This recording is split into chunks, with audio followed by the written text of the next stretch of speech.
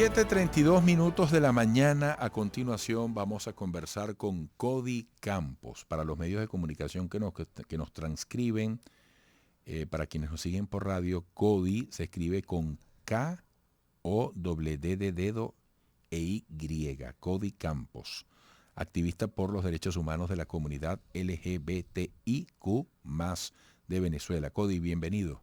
Gracias por el espacio, Eduardo. Mira, hay conversaciones, el país está necesitado de diálogo y quisiéramos saber hasta qué punto avanzan las conversaciones con el Ejecutivo para buscar la protección de los derechos de la comunidad que tú integras, que tú representas. ¿Qué podrías decir? Fíjate, hace el 21 de noviembre hicimos una protesta acá en Caracas donde duramos 9 días encadenados y tuvimos una reunión con Tarek William Saab, fiscal de la República, el cual se comprometió a generar mesas de trabajo con varias instituciones del Estado para generar políticas públicas específicas para nuestra población.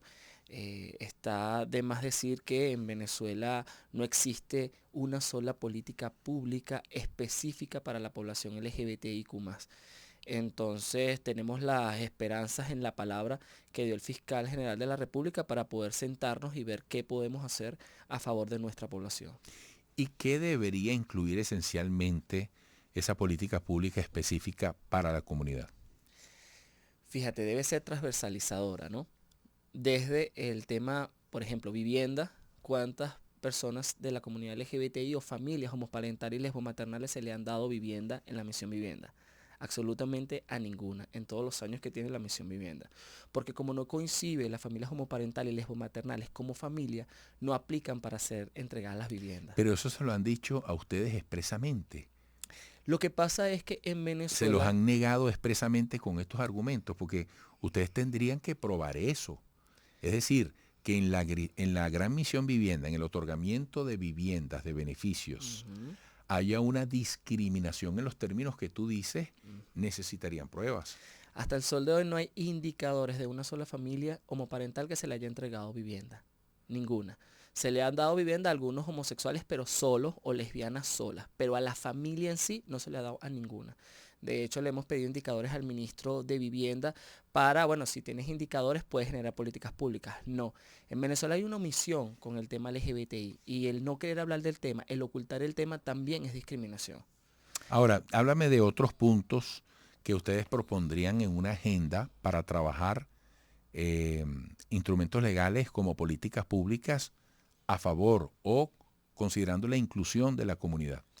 Fíjate, muy poca gente en Venezuela sabe que acá hay un artículo, el 565 del Código de Justicia Militar, que criminaliza la homosexualidad de 1 a 3 años de cárcel. Hace 6 años nosotros introdujimos ante el Tribunal Supremo de Justicia la nulidad de este artículo por ser inconstitucional y son 6 años de omisión por parte del Tribunal Supremo de Justicia. Hace poco se habló de que la Asamblea Nacional se había comprometido con hacer cumplir el artículo 146 de la Ley Orgánica de Registro Civil, que es la que prevé el cambio de nombre para todas las personas, incluyendo personas trans, no binarias e intersexuales. 13 años desde que está esa norma en nuestra legislación y 13 años donde nuestra población no ha podido acceder al derecho. Y también está el tema del matrimonio civil igualitario, que hace 8 años introdujimos un anteproyecto de ley por iniciativa popular y como es bien sabido, las leyes venezolanas dicen que cuando se introduce esto por iniciativa popular debe debatirse en el siguiente periodo de la entrega y van 8 años, Eduardo, en una omisión total. Es por eso que nosotros como población LGBTIQ+ sentimos que hemos agotado la vía administrativa y judicial.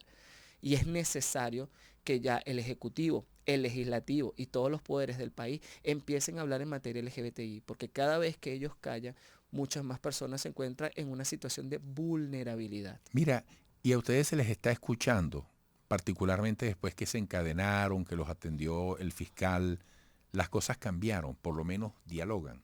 El día de hoy la Asamblea se comprometió, la diputada Iris Varela, el diputado Pedro Infante y la diputada Cia Villegas a mostrar el protocolo a nivel nacional para la aplicación del artículo 146, que es el cambio de nombre.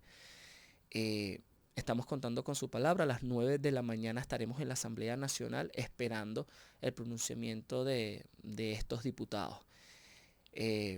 También tuvimos conversaciones con Jorge Rodríguez, el presidente de la Asamblea Nacional, y también habló de que, bueno, de que teníamos que avanzar, pero que teníamos que hacer una agenda para ir yendo como paso a paso. Y bueno, nosotros como población LGBTI estamos diciendo que, bueno, si bien no se nos reconoce derechos a la vivienda, tenemos problemas en el acceso a la educación, tenemos problemas con el tema del cambio de nombre, la protección a nuestras familias, pero hay un derecho que sí podemos ejercer, que es el derecho al voto. Y entonces el año que viene no queremos otra vez que estos quienes omiten nuestros derechos, quienes no quieren hablar de nuestros derechos, vengan el día de mañana con la cara muy lavada a querer que la población LGBTIQ+ vote por ello. Las Naciones Unidas habla de que del 15 al 10% de la población se asume LGBTI o se asume no heterosexual. Si lo llevamos al padrón electoral de Venezuela, estaríamos hablando de aproximadamente 3 millones de venezolanos y venezolanas, 3 millones de hombres y mujeres que votan y que pueden decidir por un presidente o no. Por ejemplo, uno asume que miembros de la comunidad puedan tener representación natural, espontánea, por ejemplo, en el parlamento, en el mundo de la política, en el mundo militar, como en el periodístico, como pasa en cualquier lugar. Es decir, son seres humanos activados en el devenir del tiempo, cada uno con sus vidas, interrelacionándose. En ese aspecto, ¿cómo evaluarían ustedes la participación de la comunidad LGBTIQ+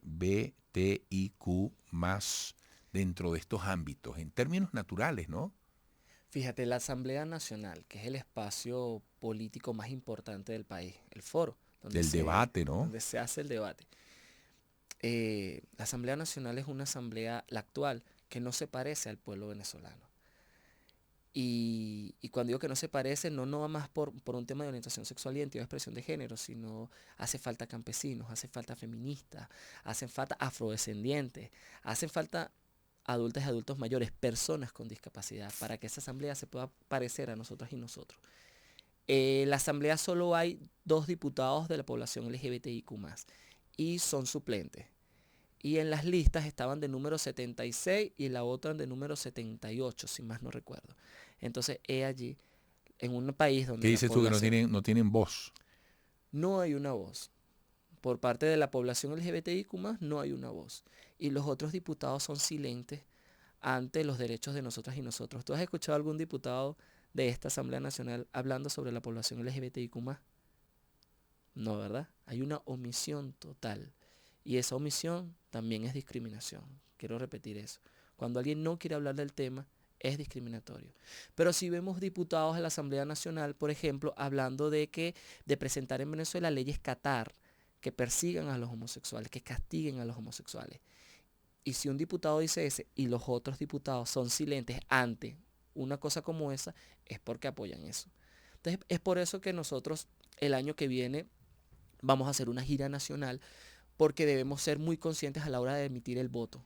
El año que viene es un año bastante importante y creo que los candidatos, estos 47 candidatos que quieren ser presidentes, deberían echarse una sentada con la población ¿Y LGBTIQ+. cómo estás viendo tú esa dinámica, tú como un venezolano más, esa dinámica de la relación entre los dirigentes de la política, incluyendo aquellos que quieren ser gobierno, como candidato, como presidente, como equipo, y la gente y sus necesidades? ¿Tú has encontrado en alguna voz de quienes aspiran a ser presidente una alusión seria, clara, comprometida a estos temas? Ese es el tema, que los dirigentes políticos están hablando de una cosa muy apartada a lo que quiere hablar el pueblo venezolano. El pueblo quiere hablar de un tema de salario, de la dignificación del salario. Los adultos y adultas mayores, hace poco veía un video donde salía una señora llorando y que decía que se quería morir porque ya no sabía qué hacer. ¿Cuáles son los políticos actuales que siguen hablando de eso? Ellos siguen hablando de diálogos en México, diálogos allá, diálogos acá, pero ¿cuándo va a ser el diálogo con el pueblo venezolano, con los movimientos sociales, con la gente de la calle? Entonces, lamentándolo mucho, mientras que estos políticos no conecten con los movimientos sociales, con la gente de base, entonces muy difícilmente lograrán tener un apoyo, como lo decía el diputado que estaba acá antes que llegara yo. Ninguno llega a 4%, pero es que ninguno llega a 4% porque ninguno se ha acercado a las luchas del pueblo. Fíjate, nosotros fuimos hace como 4 meses atrás a las protestas de los maestros, de los profesores, por el tema del salario.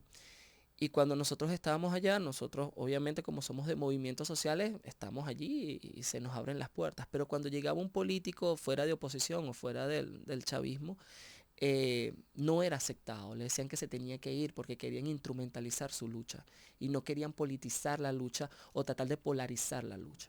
Entonces, así es que se encuentran los políticos de Venezuela.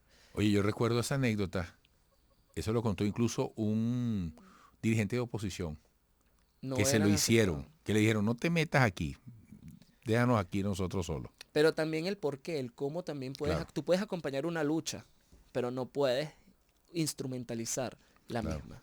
Mira, Cody, bueno, quedamos pendientes para otras conversaciones. Cody Campos, activista por los derechos humanos de la comunidad LGBTIQ de Venezuela, eh, un tema importante dentro de la agenda que debe discutir el país en todo momento.